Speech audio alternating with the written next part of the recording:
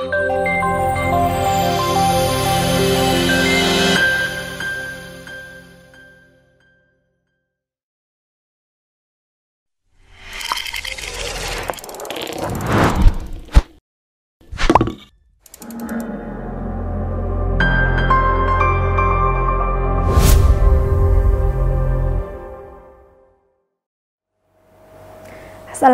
warahmatullahi wabarakatuh.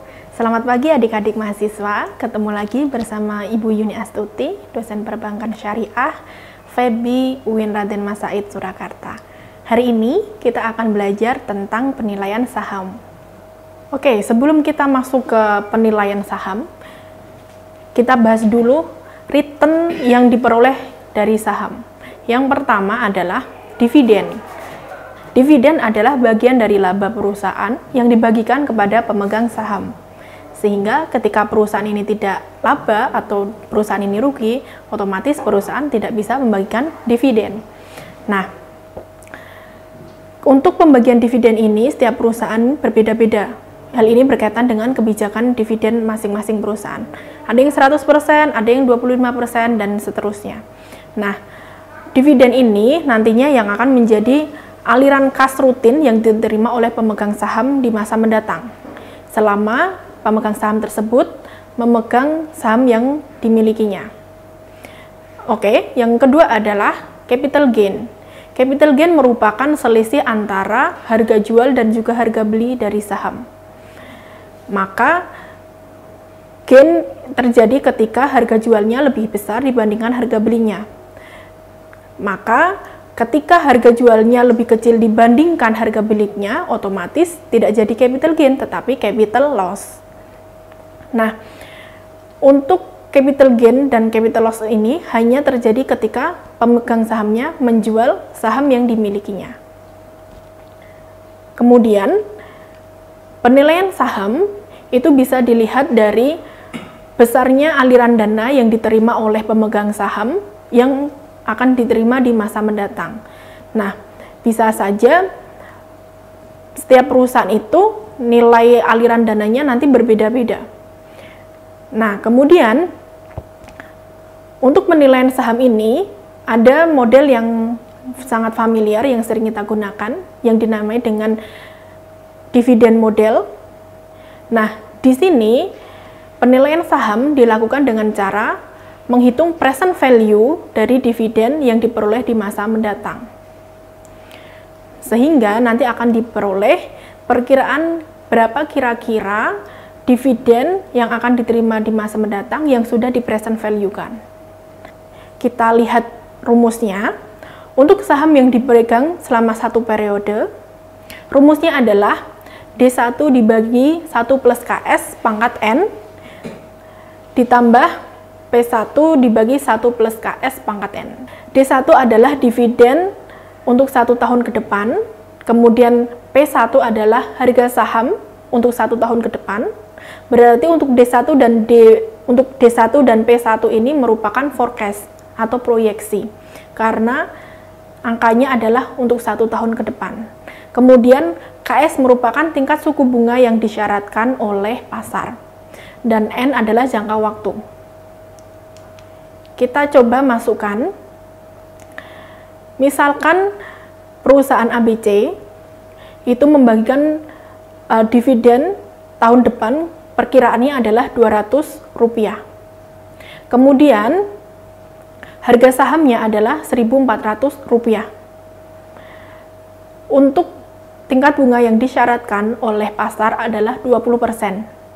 Maka nilai dari saham tersebut atau harga wajar dari saham tersebut adalah 200 dibagi 1 plus 0,2 pangkat 1 ditambah 1.400 dibagi 1 plus 0,2 pangkat 1.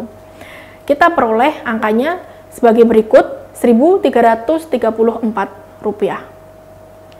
Nah, sedangkan untuk saham yang dipegang selamanya, artinya kita pegang dalam jangka waktu yang panjang, ada 3 model yang bisa kita gunakan seperti ini. Pertama adalah model dividen konstan, artinya dividennya segitu saja, tidak berubah. Kemudian adalah dividennya bertumbuh dengan pertumbuhan konstan. nilai pertumbuhannya sama. Kemudian dividen dengan pertumbuhan yang tidak konstan, artinya nilai pertumbuhannya berbeda-beda. Kita coba hitung untuk dividen konstan, artinya dividen ini yang dibagikan nilainya akan sama terus. Dari tahun sekarang maupun besok, setiap tahun membagikannya sama. Sebagai contoh, dividen yang akan dibagikan dengan konstan itu adalah Rp200. Kemudian KS atau tingkat suku bunga yang disyaratkan oleh pasar itu adalah 20%, maka harga saham tersebut adalah D dibagi KS. Nah, D di sini adalah dividen, maka kita isi dengan angka 200. Kemudian KS adalah 20%, sehingga diperoleh harga sahamnya sebesar Rp1.000. Selanjutnya, dividen yang bertumbuh dengan pertumbuhan konstan atau pertumbuhannya sama. Nah, untuk rumus ini, harga saham dihitung dengan cara D1 dibagi KS min G. G adalah growth, yang berarti adalah tingkat pertumbuhan dividen tadi. Teman-teman bisa memperhatikan rumusnya di sini. Nah, kita ambil contoh. Dividen terakhir yang dibayarkan oleh sebuah perusahaan itu adalah Rp200, berarti D0. Kemudian KS adalah 20%, ini adalah tingkat suku bunga yang disyaratkan pasar. Kemudian G atau growth adalah 5%. Berarti dividen terakhir yang dibayarkan Rp200, kemudian dividen tersebut akan bertumbuh secara konstan sebesar 5% setiap tahunnya. Harga saham tersebut adalah 200 dikali 1 plus G, G-nya ada 5% atau 0,05 pangkat 1, karena kita ingin menghitung D1. Kemudian dibagi dengan KS dikurangi growth. KS-nya adalah 0,2 atau 20%, dikurangi growth-nya adalah 5% atau 0,05. Sehingga kita peroleh hasil sebagai berikut, Rp1.400. Yang ketiga adalah dividen bertumbuh namun tidak konstan, artinya pertumbuhannya berbeda-beda. Kalau seperti ini, kita harus menghitung nilai atau harga saham itu ketika pertumbuhan dividennya konstan, kemudian ditambah ketika harga dividen bertumbuh secara tidak konstan. Rumusnya bisa diperhatikan sebagai berikut. D0 merupakan dividen terakhir yang dibagikan, kemudian KS merupakan suku bunga yang disyaratkan oleh pasar, dan G adalah pertumbuhan dividen yang tidak konstan tadi.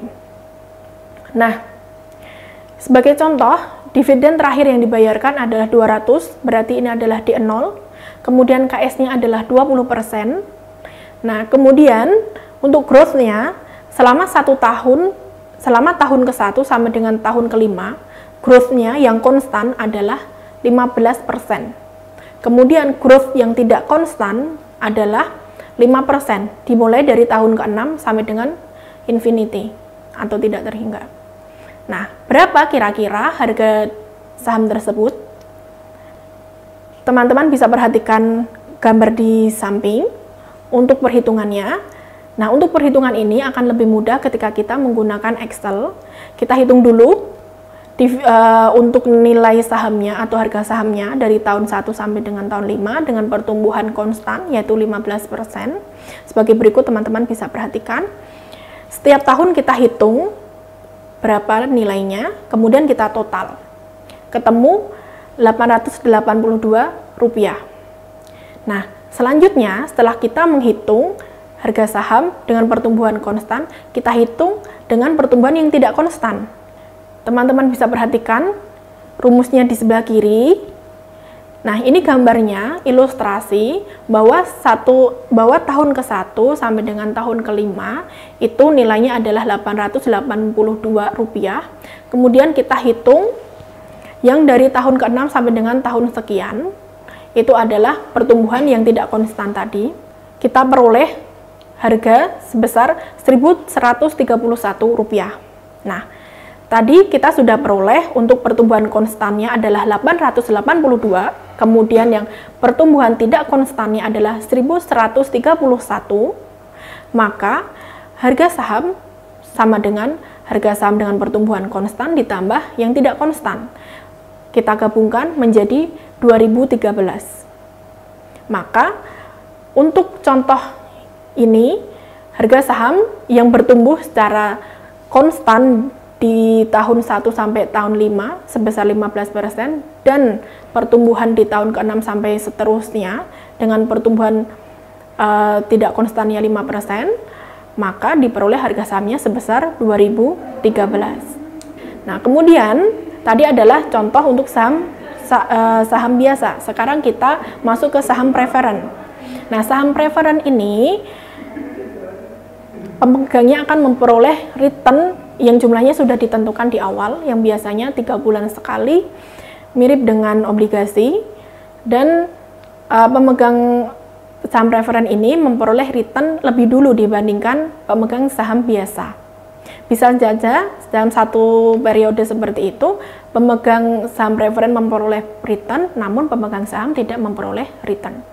Kita hitung dulu harga saham untuk saham preferen. Rumusnya adalah sebagai berikut: D dibagi KP. D di sini adalah dividen saham preferen. Kemudian KP adalah tingkat keuntungan yang disyaratkan oleh pemegang saham preferen. Kita ambil contoh untuk perhitungan harga saham preferen. Sebagai contoh, dividen terakhir yang dibayarkan adalah Rp200. Kemudian KP-nya adalah 15%. Maka harga saham preferen seperti di gambar sebelah kiri adalah Rp200 dibagi 15%. Kita peroleh angka sebesar Rp1.333. Lalu pertanyaan yang selanjutnya adalah, kapan kita harus membeli saham? Apakah ketika harga sahamnya itu di atas pasar atau di bawah pasar? Baik, yang kita lakukan tadi, penilaian saham itu adalah perhitungan untuk melihat harga wajar saham. Sehingga kita menilai saham tersebut wajarnya dinilai dengan harga tersebut. Nah, ketika kita sudah menghitung, misalkan seperti tadi saham preferennya adalah di harga 1.333, tetapi harga di pasarannya adalah 1.500, maka harga di pasar itu over value, artinya melebihi harga yang sewajarnya. Berarti kalau kita membeli harganya mahal, maka seharusnya kita tidak membelinya. Namun keputusan terakhir ada di tangan investor. Mungkin investor memiliki keputusan lain atau alasan lain kenapa tetap membeli saham preferen tersebut.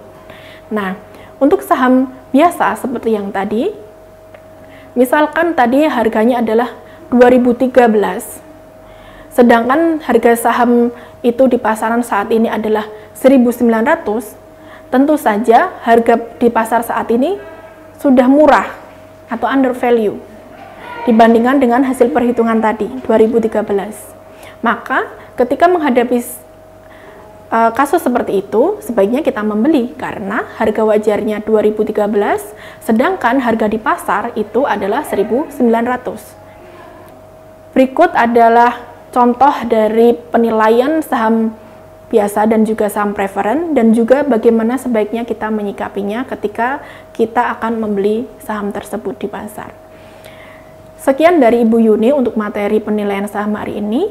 Apabila ada pertanyaan, silahkan tuliskan di kolom komentar atau chat di WA Group. Wassalamualaikum warahmatullahi wabarakatuh.